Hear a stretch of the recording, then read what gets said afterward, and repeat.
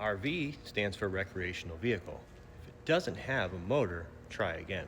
1, it's an engine, not a motor. Motors are electric. And 2, you're going to learn something today. RVs, whether towable or drivable, are both vehicles. People like you who like to argue this point constantly just prove to everybody that you've never opened a dictionary. That's not a vehicle, it don't have an engine. Let's take a little trip back to the 1600s, about 200 years before an engine was developed.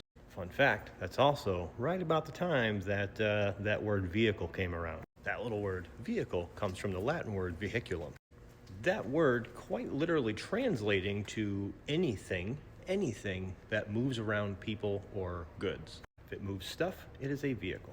If it moves people, it is a vehicle. Carts, wagons, ships, chariots. Now in the mid-1800s, engines were developed. It's probably right around the time that people like yourself started getting confused on the difference between vehicle, a motor vehicle. I know some of it can get pretty confusing, especially when you're using things by a dictionary definition, which might differ from your backwoods education. The poofy hair coming out of your hat was a dead giveaway.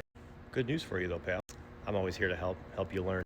Now, we can learn other words outside of vehicle using a dictionary. Merriam-Webster has a great copy of it. I know some of those words are too big to understand, so Merriam-Webster has got a children's version that even got some pictures that might make it a little easier for you.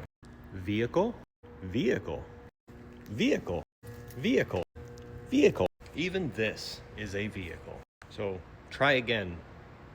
Cade.